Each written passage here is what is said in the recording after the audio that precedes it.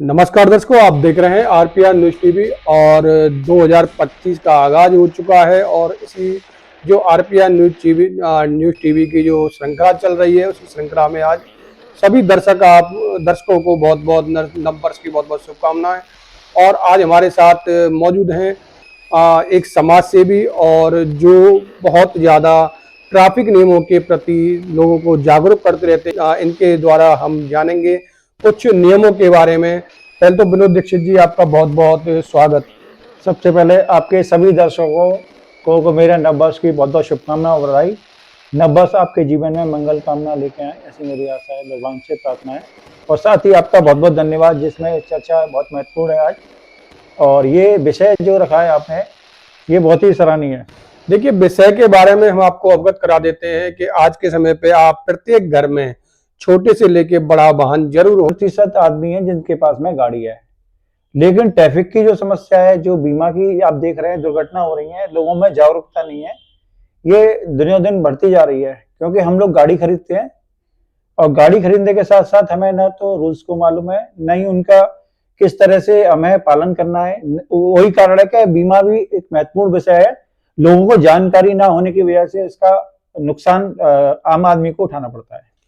जैसे कि आपके यहाँ पर देखा होगा कि प्रत्येक जो गाड़ी चलाता है उसे इंश्योरेंस कराना अति आवश्यक होता है, क्योंकि जब रोड पर निकलते हैं हम लोग तो ट्रैफिक पुलिस कर्मचारी या एआईटीओ विभाग के जो कर्मचारी होते हैं उनको फाइन लगा देते हैं, उनको चार्ज लगा देते हैं।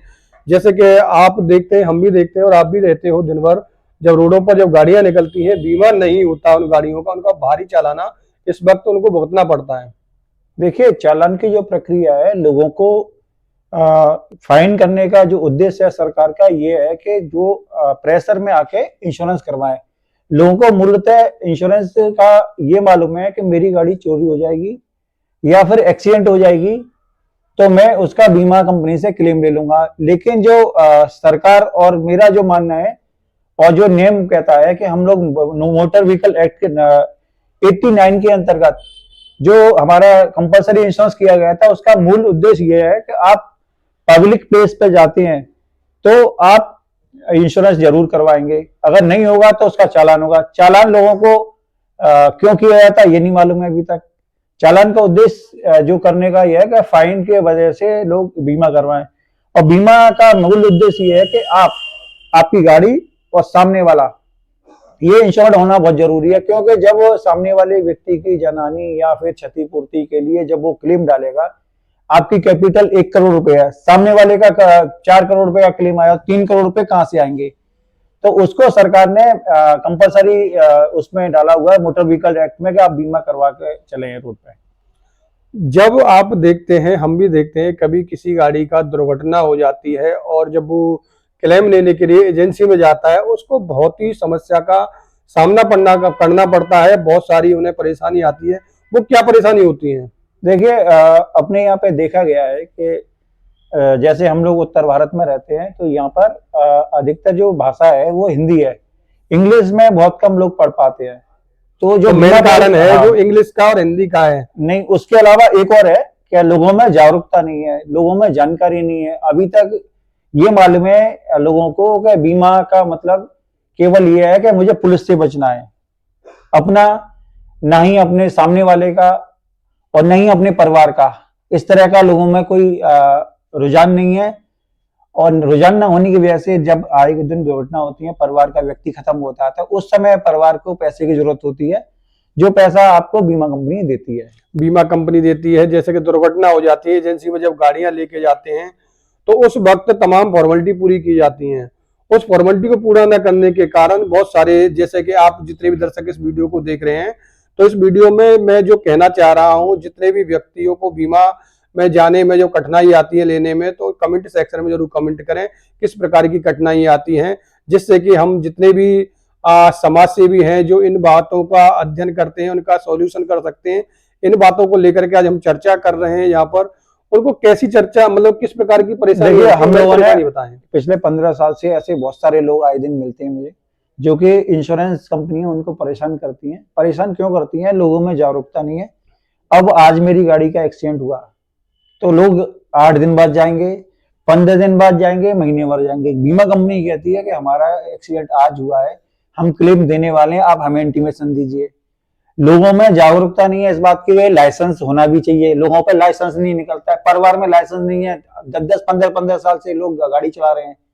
दूसरी चीज, जब आपका दुर्घटना हो जाती है तो दो तरह, तीन तरह से लोगों को में जागरूकता होनी चाहिए। पहली चीज ये है कि इंश्योरेंस कंपनी को इंटीमेशन देना चाहिए। तीसरी ये है कि लाइसेंस होना चाहिए।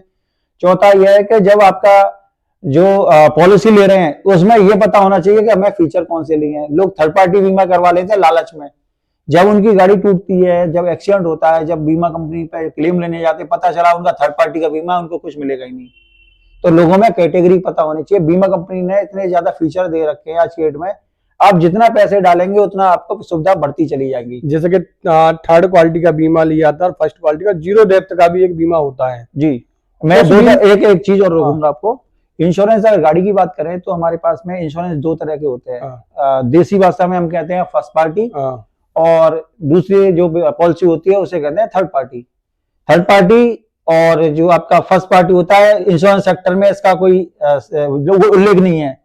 वहां पे जो कहते हैं हम लोग, वो कहते हैं कॉम्प्रिहेंसिव बीमा और लीगल लायबिलिटी। लीगल लायबिलिटी का मतलब होता है सामने वाले का बीमा, और जो पैकेज पॉलिसी होती है वो फर्स्ट पार्टी बीमा कहलाती है। जैसे कि देखा है कि जीरो डेप्थ का बीमा लोग बाग कराते हैं। अब मैं वही आने वाला था कि उसके अंदर जो आपकी पैकेज पॉलिसी है, पैकेज पॉलिसी के अंदर जो बीमा होता है वो ड्राइवर का होता है, मालिक का होता है, गाड़ी का होता है। इस गाड़ी के अंदर में पॉलिसियां जैसे जैसे आप एड ऑन करते जाएंगे, पॉलिसी आपकी महंगी होती जाती है और वो फीचर बढ़ते जाते हैं।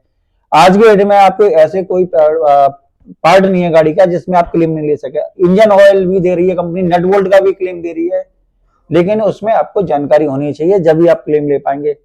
और 3-4 चीजें मैं बताऊंगा। जैसे आपकी गाड़ी का जब लड़ जाती है, बीमा कंपनी आपसे कहती है कि आप मोहर भी लगाने लगी है, अपनी पॉलिसी में भी मेंशन करने लगी है 24 घंटे में आप इंटीमेशन दीजिए। जब आपकी एक्सीडेंट होता है तो लोग 8 दिन बाद जाते हैं, 15 दिन बाद जाते हैं, जबकि आज का घटना है तो आप ज्यादा से ज्यादा कल चले जाइए। और टाइम फ्रेम कितना है, ड्यूरेशन टाइम कितना होता है? कंपनी तो कहती है मेरे को 24 घंटे में आपको इंटीमेशन देनी है, लेकिन कई हादसे ऐसे हो जाते हैं आप टोल फ्री पे भी क्लेम कर सकते हैं।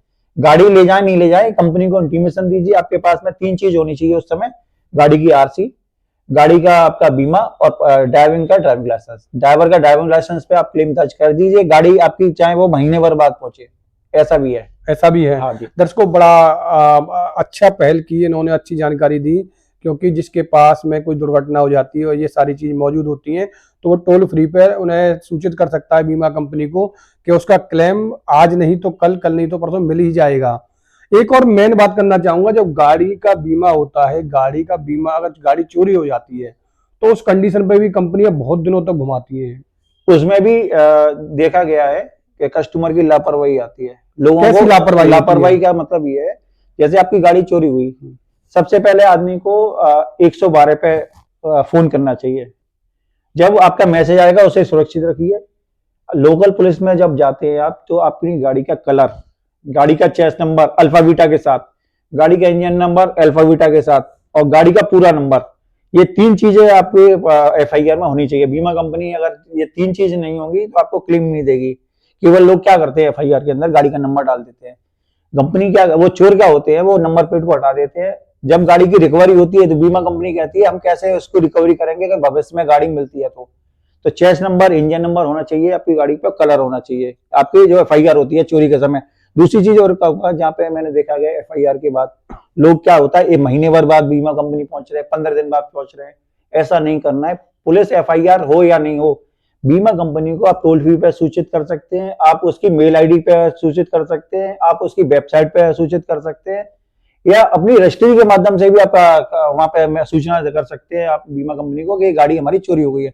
FIR हो या नहीं हो, उससे कोई फर्क नहीं पड़ता है। FIR कई बार होता है, इंटीमेशन जब पुलिस को देते हैं, पुलिस भी आपके लिए खाली नहीं है, एक हफ्ते में FIR आती है। तब तक लोग क्या करते हैं, FIR नहीं होती है, इस वजह से लोग पहुंचते नहीं। मेन जो कारण है जो हम भी देखते हैं जी, कि FIR की वजह से वो लोग कंपनी को सूचना नहीं देते हैं, और उसी में बीमा कंपनी को आपको क्लेम ना देने का बहाना मिल जाता है कि आपने लेट इंटीमेशन दी है।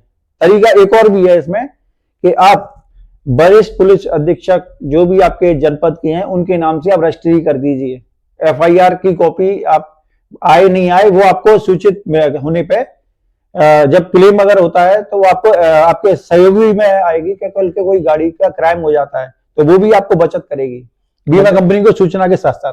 देखिए दर्शकों के बहुत ही महत्वपूर्ण जानकारी आज हमारे साथ में विनोद दीक्षित जो कि समाज सेवी हैं और बीमा की जानकारी जो कि आज के समय पर हम लोगों को दी, बहुत ही बेहतर जानकारी दी। तीनों प्रकार की जानकारी, क्यों कराना चाहिए हमें बीमा और किस प्रकार से कोई भी क्लेम आता है तो किस प्रकार से क्लेम को हम ले सकते हैं, और गाड़ी चोरी होती है तो उस पर भी बहुत ही महत्वपूर्ण जानकारी हमारे दर्शकों को और हमें भी इनसे जानकारी प्राप्त हुई।